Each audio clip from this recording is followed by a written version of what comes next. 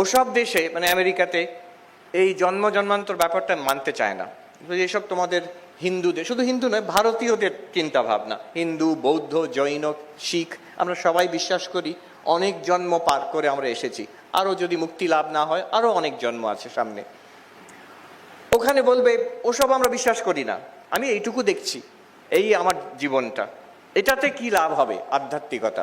তাই জন্য এই বেদান্তের কথা অন্য রকমভাবেও বলা হয়েছে, ওই জন্ম জন্মান্তর ওইসব না বলে বলা হচ্ছে আত্যন্তিক দুঃখ নিবৃত্তি পরমানন্দ প্রাপ্তিশ্চ, দুঃখ কষ্টের পারে কি করে যেতে পারি এবং আনন্দ লাভ, তৃপ্তি লাভ কি করে হতে পারে। এটা তো সবাই চায়, কে না চায় দুঃখর পারে যেতে, আমার দুঃখ কষ্ট না হোক, এটা কে না চায়, সবাই চাই আমরা।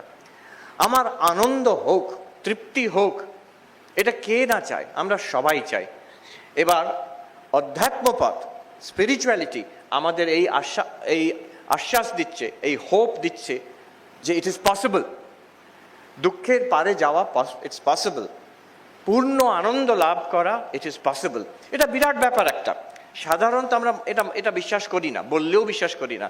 আমরা ভাবি জীবনটা এইরকমই চলবে, একটু কষ্ট একটু ভালো মন্দে চলবে, বেশিরভাগটাই মন্দ একটু ভালো, এইভাবে চলবে। স্পিরিচুয়ালিটি বলছে না, যে কোনো আধ্যাত্মিক ট্র্যাডিশন, সত্যি সত্যি দুঃখের পারে যাওয়া যায়। Conquest of sorrow is possible in this very life, attainment of peace, of fulfilment is possible in this very life. এটা অধ্যাত্ম জীবনের promise, this is the promise of spirituality. তমেব বিদিত্বা অতি মৃত্যুমেতি নান্য পন্থা বিদ্যতে অয়নায়। একটা সত্তা আছে যাকে জানতে পারলে, যাকে প্রাপ্ত হলে, হ্যাঁ, এই মৃত্যুর পারে, দুঃখের পারে যাওয়া যায়, আর অন্য কোনো পথে হবে না, এই কথা বলছে। This is promise of spiritual life. ভগবান বুদ্ধ তিনি তো বলেছেন যে আমরা ছোটবেলা থেকে মুখস্থ করে এসেছি 4টে আর্য সত্য। প্রথম আর্য সত্য কি? দুঃখ আছে। আমরা বলি হ্যাঁ জানি বাবা দুঃখ আছে, আমারও অনেক দুঃখ আছে, কিন্তু দ্বিতীয়, দুঃখের একটা কারণ আছে। কারণটা কি? তৃষ্ণা, ডিজায়ার। আর দুঃখ থেকে নিবারণ, নিবৃত্তি আছে, দুঃখের পারে যাওয়া যায়, সেটার নাম কি? নির্বাণ। আর তার একটা উপায় আছে, সেটা হচ্ছে অষ্টাঙ্গ মার্গ। এটা ভগবান বুদ্ধ বলে গেছেন। একজন সর্বদর্শন সংগ্রহে মাধবাচার্য বলছেন চিকিৎসকা নাম ইবা, ডাক্তাররা যেমন করেন, ভগবান মানে এই যে আধ্যাত্মিক পথ কিন্তু ঠিক ওই রকম। একটা সিমটম আছে, বলেন কি কষ্ট তোমার? সিমটম। এটা এই ডিজিজটা কি, কজটা কি? সিমটমের একটা কজ আছে, কারণ আছে। দ্বিতীয়, আচ্ছা এটা কি কিউরেবল না ইনকিউরেবল? কিউরেবল, এই ডিজিজটা কিউরেবল, এটা সেরে যাবে। তৃতীয়, যে একটা কিওর আছে, স্বাস্থ্য লাভ করা যাবে। আর ট্রিটমেন্ট কি? Treatment fourth truth. দেখুন এই 4টে। কষ্টটা কি? দুঃখ। কারণটা কি? রোগটা কি? তৃষ্ণা, ডিজায়ার। আর তার ট্রিটমেন্টটা কি? তার কিওরটা কি? নির্বাণ। আর তার ট্রিটমেন্ট একটা সাধনার পথ আছে। এই হচ্ছে স্পিরিচুয়াল লাইফের, this is the essence of spiritual life. ভগবান বুদ্ধকে একজন ভিক্ষু জিজ্ঞেস করছেন অনেক পরে, এগুলো অরিজিনাল বুদ্ধিস্ট স্ক্রিপচারে আছে। একজন ভিক্ষু জিজ্ঞেস করছেন, আচ্ছা আপনি যে সেই বলেছিলেন দুঃখ আছে, দুঃখের পারে যাওয়া যায়, আপনি বলছেন দুঃখ মানে, আমরা সেই গল্প জানি সিদ্ধার্থ কিভাবে বুদ্ধ হলো। একটা রোগার্ত মানুষকে দেখেছে, একজন বৃদ্ধ মানুষকে দেখেছে, তারপরে একজন মৃতদেহকে দেখেছেন, দেখে বলছেন এই হচ্ছে দুঃখ, যারা ব্যাধি আর মৃত্যু, এ হচ্ছে দুঃখ, এর পারে যাওয়া যায় এবং আমি বোধি লাভ করে দুঃখের পারে গেছি। আপনি বলেছিলেন না? বলছে হ্যাঁ, কিন্তু আমরা তো বয়স হচ্ছে, সবাইকারই বয়স হচ্ছে, আপনারও তো বয়স হচ্ছে, আর রোগ জ্বালা তো লেগেই আছে। সে কোভিড টোভিড না হোক, তখনও কিছু ছিল একটা। আমাদের শরীর খারাপ হয়, আপনারও তো শরীর খারাপ হচ্ছে, আর বোঝাই যাচ্ছে আমরাও তো কেউ মারা যাচ্ছি, একদিন আপনারও তো শরীর যাবে। তাহলে আপনার বার্ধক্য আছে, আপনার রোগ আছে, আপনার মৃত্যু আছে, তাহলে কি করে দুঃখের পারে গেলেন? বুঝতে পারছেন প্রশ্নটা? ভগবান বুদ্ধ বলছেন আমি দুঃখের পারে গেছি। বলছি কি করে দুঃখের পারে গেলেন? আপনার তো এইসব চলছে, তাহলে দুঃখ তো আপনি দুঃখের পারে যেতে পারলেন না। তখন ভগবান বুদ্ধ বলছেন যে আধ্যাত্মিকতা আসলে মানেটা কি, কি করতে পারে। যে একটা মানুষ তীর বিদ্ধ হয়েছে, ভাবুন তার কত কষ্ট, তার ঠিক তারপরে আরেকটা তীর তার গায়ে লাগলো, কি কষ্ট তার।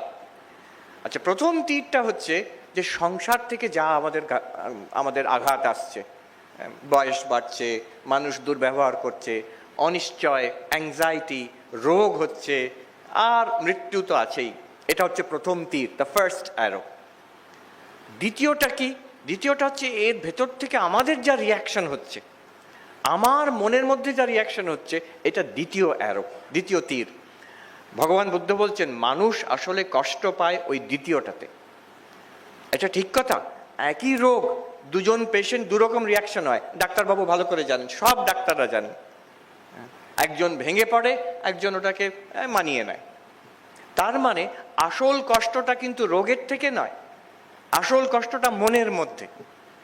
ভগবান বুদ্ধ বলছেন এই যে মনের মধ্যে যে কষ্ট, এইটাকে আমি যা শেখাচ্ছি আধ্যাত্মিকতা এটা সরিয়ে দিতে পারে।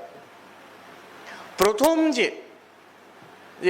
বয়স হচ্ছে, দুঃখ কষ্ট আছে, রোগ হচ্ছে, এগুলোকে আধ্যাত্মিকতা সরাতে পারেন না। যে কোনো সাধক, সে অবতার পুরুষ হোক, কৃষ্ণ, রাম, বুদ্ধ, রামকৃষ্ণ, যেই হোক, যিশু, তাদের সবাইকার শরীর গেছে একদিন, রোগ হয়েছে, ঠাকুরের ক্যান্সারও হয়েছে। আধ্যাত্মিকতা যদি ওটাকে সারিয়ে দিতে পারত তাহলে এটা তা হতো না। তো first arrow cannot be handled by spirituality, এটা হবেই হবে, এটা সংসারের ধর্ম। কৃষ্ণ অর্জুনকে প্রথমেই বলে দিচ্ছেন তান তিতিক্ষস্ব ভারত, যা আসবে সংসারে এটা কি করব, এই গরম হচ্ছে, শীত করছে, কোভিড হয়েছে, এটা কি করব? শ্রীকৃষ্ণের আনসার কিছুই করার নেই, সহ্য করো, তান তিতিক্ষস্ব ভারত। কিন্তু কি করে সহ্য করব, তাকে হাউ ক্যান আই ওভারকাম ইট, তা সেই শিক্ষাটা হচ্ছে সম্পূর্ণ ভগবদ্গীতা, সম্পূর্ণ বুদ্ধের বাণী, সবকিছু, ঠাকুরের কথাও সেটা। একটা এমন জিনিস পাবো যে যে পরিপ্রেক্ষিতে, যে পার্সপেক্টিভ থেকে দুঃখটার কিছুই মনে হবে না। আমার চিরকাল একটা এমন তৃপ্তি থাকবে, মা বলছেন যেন হৃদয়তে আনন্দের ঘট বসিয়ে দিয়ে গেছে। দুঃখ কি জানি নে বাবা, I don't know what is সরো। কে বলছেন? শ্রী শ্রী মা, যার সারা জীবনটা একটা সংগ্রামের মধ্যে দিয়ে গেছে। একটা এমন আনন্দ পেয়েছি যেটার জন্য আর বাইরের কোনো কিছু আমার কিছুই মনে হয় না। একটি কথা আমি বললাম এই অদ্বৈত আশ্রমে, আজকাল সব ভাইরাল হয়ে যায় বলছেন, অনেকে বলছে মহারাজ ওই কথাটা আপনি বলেছেন, এটা আমাদের কাছে হোয়াটসঅ্যাপে এসেছে।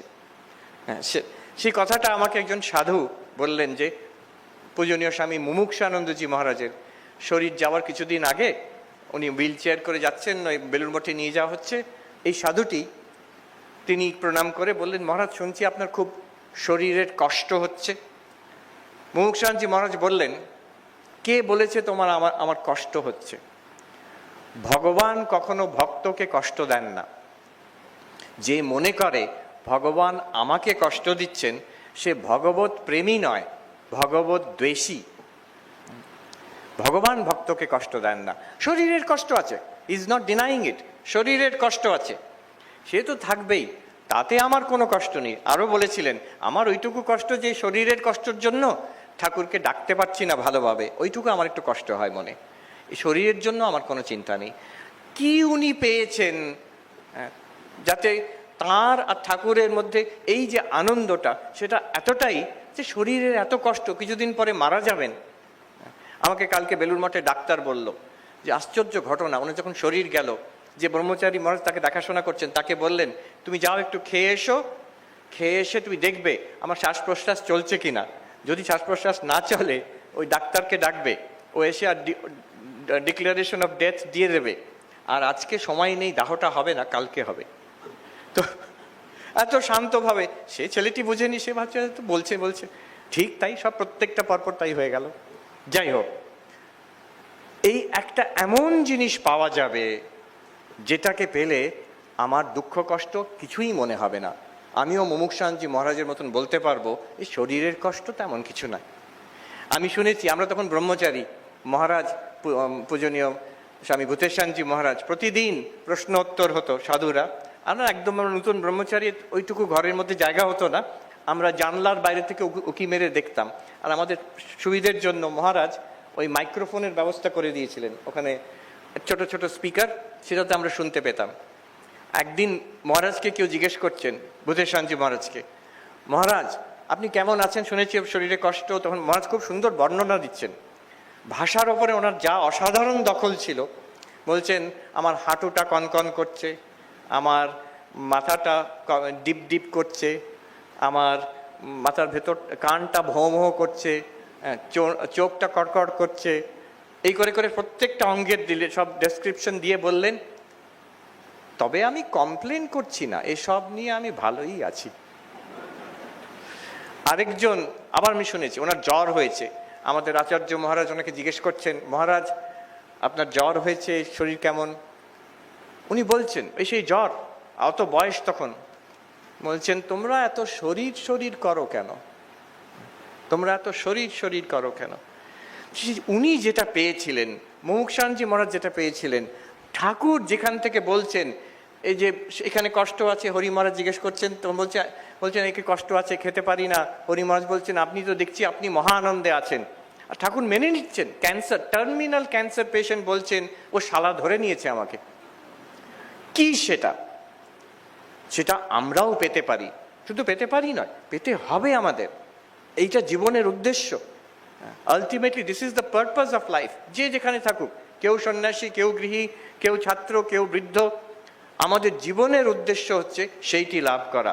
আর সেইটি লাভ